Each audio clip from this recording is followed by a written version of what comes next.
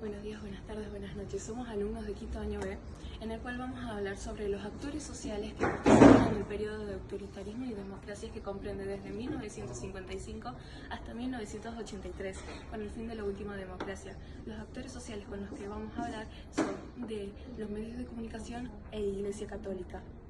A continuación voy a contarles qué fue la Revolución Libertadora, cuáles fueron las causas más importantes y cuál fue el rol de la Iglesia Católica y los medios de comunicación en este contexto. Después de eso les voy a contar brevemente sobre la presidencia de Frondizi, cómo asumió la presidencia y también cuál era el rol de la Iglesia Católica y los medios de comunicación en ese momento. Revolución Libertadora. Se conoce con el nombre de Revolución Libertadora a la dictadura cívico-militar que gobernó la Argentina entre 1955 y 1958. Este movimiento fue encabezado por sectores de las Fuerzas Armadas, con apoyo de ciertos grupos civiles y ciertos grupos políticos que se oponían al régimen peronista. Esta dictadura llega al poder tras un golpe de Estado que derrocó al gobierno de Juan Domingo Perón, quien había sido elegido presidente en 2 ocasiones consecutivas. A la Revolución Libertadora, el peronismo la denominó como la Revolución Fusiladora, indicando los asesinatos de militares y civiles que intentaron derrocar el gobierno de facto en 1956. El golpe instauró un gobierno provisional que buscaba reformar profundamente las estructuras políticas, económicas y sociales del país. Estas son algunas de las causas por las que sucedió la Revolución Libertadora. La crisis política. Las actitudes autoritarias del gobierno peronista con la concentración del poder hizo que persiguieran a los opositores y censuraran a la prensa. Esto generó un rechazo en sectores políticos y sociales hacia el gobierno de Perón. Otra de las causas más importantes fue el descontento económico, el agotamiento del modelo LISI, la inflación y las tensiones con el sector rural debilitaron el apoyo del gobierno. Por otra parte, estuvo la ruptura con las Fuerzas Armadas.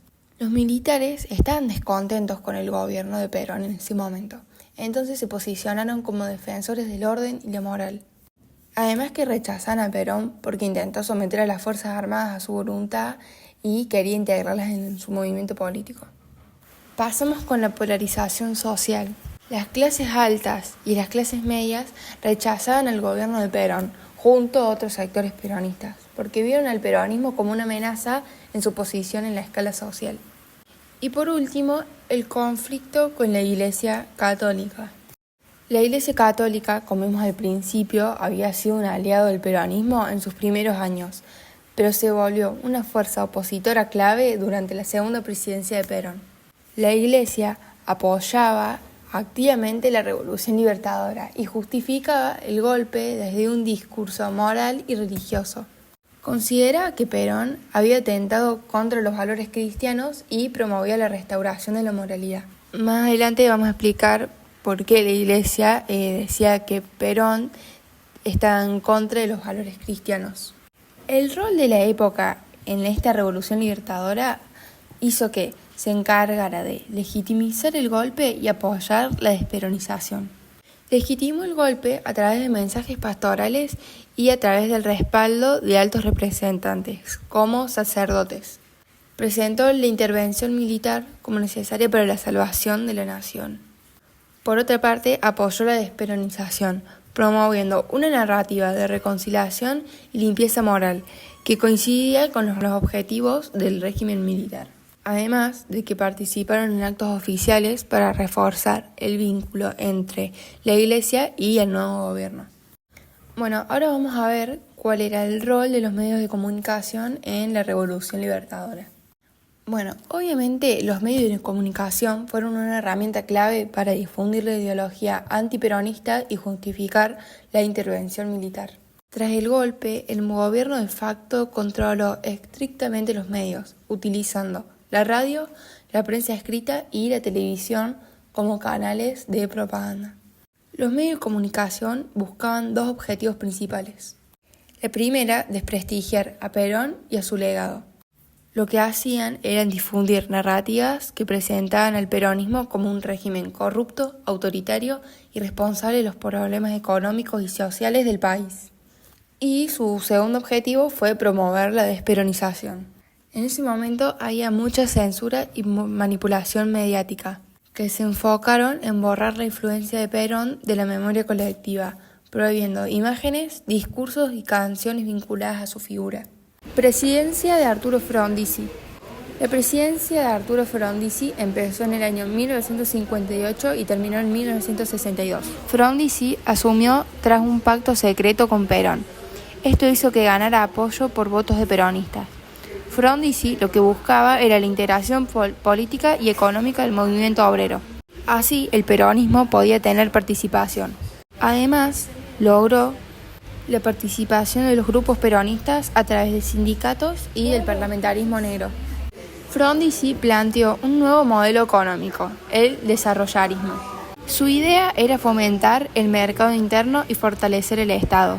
Buscaba impulsar la industrialización del país, la diversificación de la economía y la inversión extranjera, especialmente en el sector enérgico, con el objetivo de lograr la autosuficiencia en petróleo y otros recursos estratégicos. Este modelo se centraba en la expansión de la infraestructura y en el ICI, buscando además integrar las regiones del interior del país al proceso del desarrollo. También se destaca por la firma de contratos con empresas extranjeras para explotar los recursos naturales del país. Bueno, ahora pasamos con el rol de los medios de comunicación en esta presidencia. Ahora pasamos a los medios de comunicación. En este contexto desempeñaron un papel muy importante. Estas son algunas de las características claves en su rol. Control de la información y censura. Frondizi buscó mantener una relación democrática con los medios en momentos de tensión política. El gobierno implementó ciertas restricciones a la prensa. Por ejemplo, la censura sobre los temas relacionados a la Revolución Cubana y las tensiones con el movimiento socialista, ya que el gobierno no quería que ciertos temas provocaran más disturbios en Argentina. De igual manera, había medios que apoyaban a Frondizi. Sin embargo, se alinearon con su visión del desarrollo económico y apertura política. Crítica y oposición. Muchos medios de comunicación critican al gobierno de Frondizi debido a sus decisiones económicas y su acercamiento con el peronismo. Frondizi buscó una estrategia de conciliación con los sectores peronistas para lograr una mayor estabilidad política. Pero la prensa rechazaba esta postura. Lo veían como una amenaza a las estructuras de poder tradicionales y a los intereses de los sectores más conservadores. Pasamos con la tensión con los medios antiperonistas. La prensa, principalmente los medios alineados con sectores conservadores y antiperonistas, adoptó una postura muy crítica frente al gobierno. Los medios de este sector consideraban que las políticas de Frondizi no respetaban los valores republicanos y la tradición institucional, y atacaban frecuentemente sus alianzas con grupos peronistas. Esta postura generó un clima de desconfianza hacia el gobierno. Por último, pasamos a los agentes de cambio. Algunos medios, particularmente de sectores progresistas, apoyaron las políticas de Frondizi, especialmente en lo que respectaba a la industrialización y el desarrollo económico, aunque muchos de estos medios también fueron críticos de la postura del gobierno. Pasamos al rol de la Iglesia Católica en esta presidencia. Esta también desempeñó un papel fundamental en la política argentina, influenciado por su cercanía con sectores conservadores y su rechazo a ciertas políticas del gobierno. Posición frente al desarrollismo. La Iglesia no veía con buenos ojos el modelo desarrollista que favorecía la inversión extranjera y el cambio estructural de la economía, ya que históricamente había defendido un modelo económico más autónomo y conservador, y temía que estas reformas pudieran afectar los valores sociales y tradicionales que promovía. Rechazo al acercamiento con el peronismo. Uno de los puntos de mayor conflicto entre la Iglesia y el gobierno de Frondizi fue su intento de acercarse a los sectores del peronismo proscripto.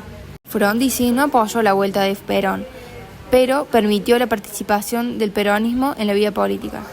Esto la Iglesia lo vio como una amenaza para los valores conservadores.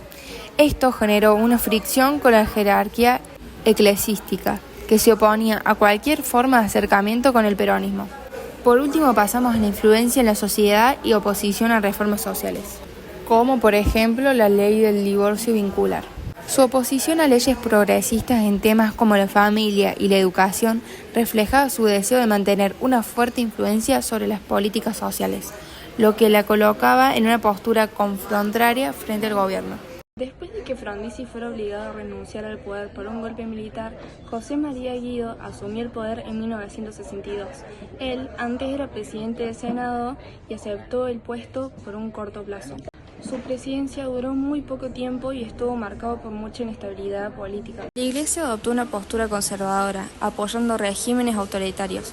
Esto significa que estaba a favor de gobiernos que mantenían control estricto y limitaban la oposición, con el fin de preservar un orden social que consideraba necesario para la estabilidad del país. Los medios respaldaron al régimen militar y censuraron información que pudiera ser crítica. Esto implica que no solo informaban sobre lo que el gobierno quería que se supiera, sino que también silenciaban voces disidentes, lo que ayudaba a mantener el control social. En relación con las Fuerzas Armadas, la Iglesia Católica veía a las fuerzas como un pilar de estabilidad social, lo que significa que consideraba a los militares como una defensa necesaria contra el desorden y la inestabilidad. Este apoyo podía incluir la justificación de acciones militares en nombre del bienestar del país.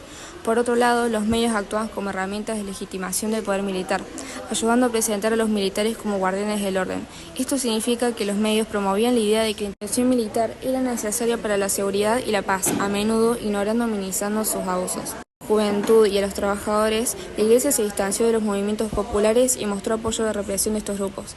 Implicaba que en lugar de apoyar la lucha por los derechos y mejoras sociales, optó por aliarse con el poder establecido. Los medios silenciaron o demonizaron a los trabajadores y juventud, presentándolos como problemáticos o peligrosos, justificando así su represión y limitando su capacidad de organización y expresión. El impacto que esto tuvo en la sociedad fue muy grande. La Iglesia contribuyó a reforzar la represión, ayudando a mantener el orden social y político. Su apoyo al régimen autoritario legitimaba la violencia y la represión contra aquellos que se oponían al sistema. Los medios constantemente manipulaban la opinión pública, presentando al régimen como un estabilizador. Esto significaba que a través de su cobertura ayudaban a crear una percepción de que el gobierno era necesario para la paz y seguridad, ocultando sus violaciones de derechos humanos y su carácter represivo. Ahora voy a hablar sobre la presidencia de Arturo Umberto Illia, que constituye desde el año 1963 hasta 1966, que es hasta cuando ocurre el golpe de Estado de la Revolución Argentina. Entrando en 1963, con las elecciones de presidencia, la Unión Cívica Radical presenta a su candidato a presidente, Arturo Umberto Illia, el cual ya tendría complicaciones desde las elecciones, porque solamente el 25% votó a favor de la Unión Cívica Radical, y lo más impresionante fue el 20% de votos en blanco, que era constituido mayormente por simpatizantes del Partido Peronista. Entrando a los primeros años de gobierno, los medios de comunicación no favorecieron en nada al presidente, ya que, por ejemplo, en primera plana tendrían diferentes caricaturas de Arturo Umberto Illia, caracterizado como un anciano encorvado en el cual es acompañado o representado de tortugas, palomas o siendo títere de Ricardo Balbín. Por otra parte, la revista Todo, el cual tenía una postura de peronismo sin Perón, apoyado por Bandor, criticaba a Illia diciendo que era un conservador, que quería que Argentina no avanzara ni se modernizara ni en los diferentes aspectos políticos ni económicos, además de decir que no estaba al tanto de las problemáticas que sufría Argentina y que solamente su atención se enfocaba a un grupo reducido de conservadores. Mientras sucedía esto, al mismo tiempo se enaltecía y marcaba a Juan Carlos Onganía como el líder que necesitaba la Argentina, que no precisaba ningún organismo dentro de los que participan en la democracia.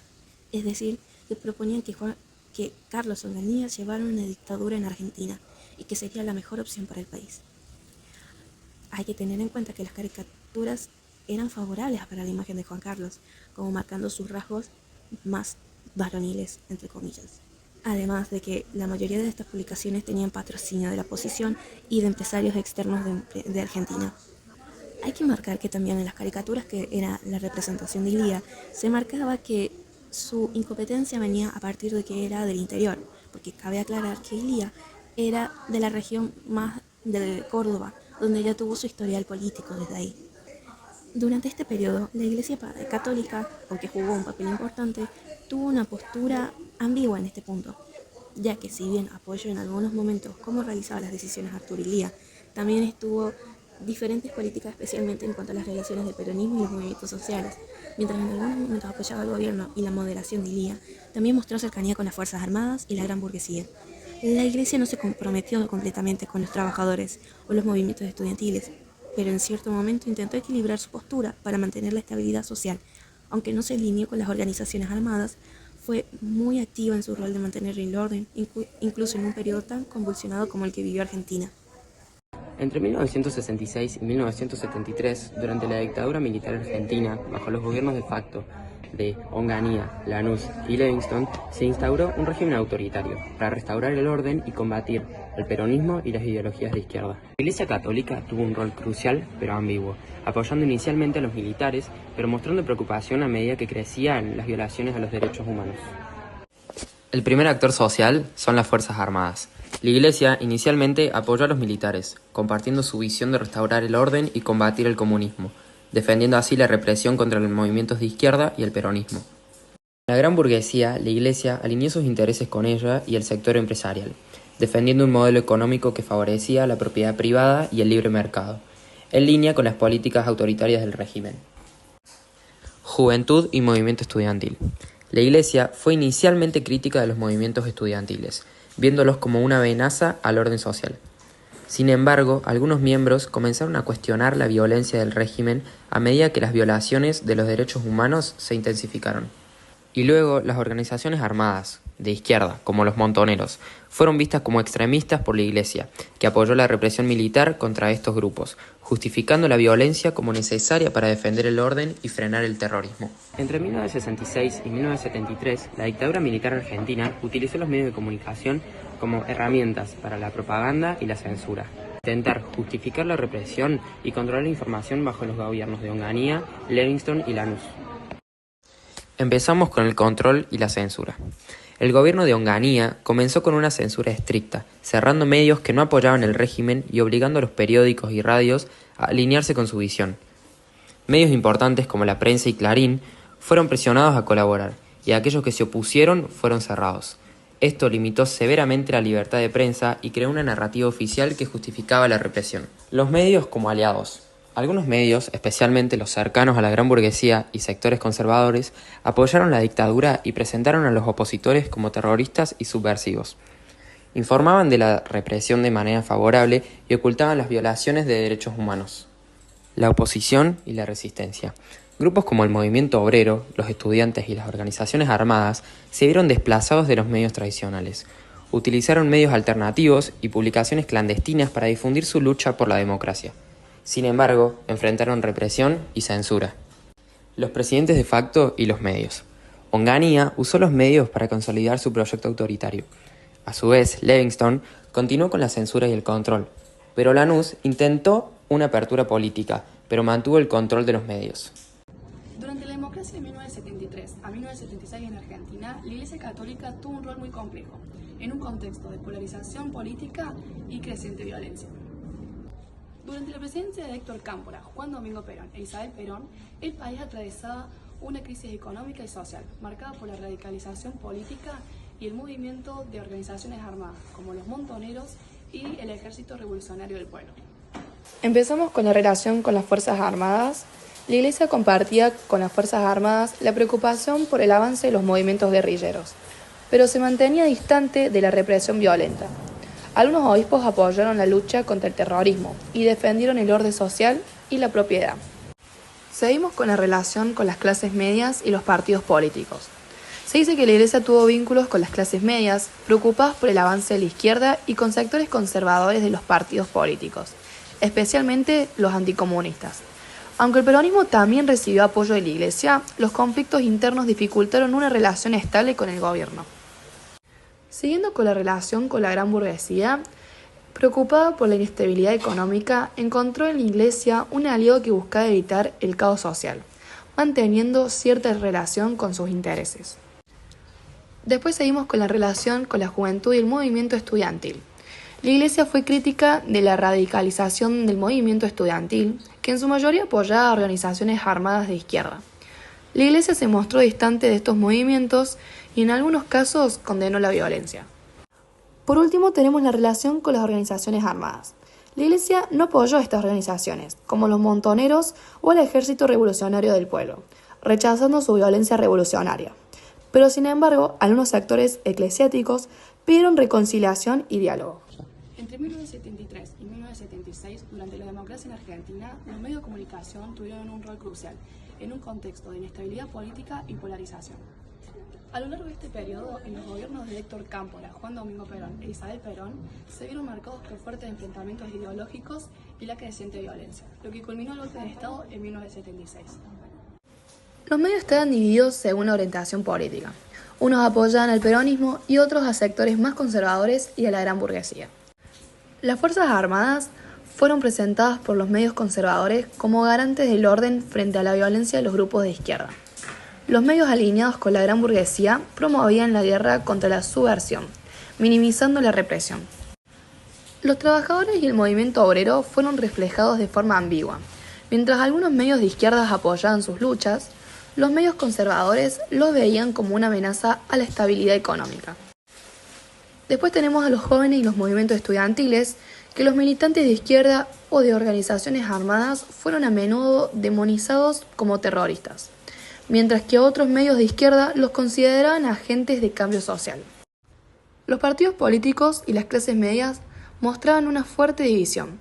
Las clases medias temían la radicalización de los grupos de izquierda, mientras que los medios conservadores apoyaban la estabilización económica. Durante el gobierno de Cámpora, los medios apoyaron la reconciliación, pero tras su renuncia surgieron tensiones. Con Perón, la división interna del peronismo y la violencia en aumento fueron temas claves en los medios. Bajo Isabel Perón, los medios conservadores criticaron su gestión, especialmente por la violencia, mientras que las organizaciones armadas seguían desafiando al gobierno.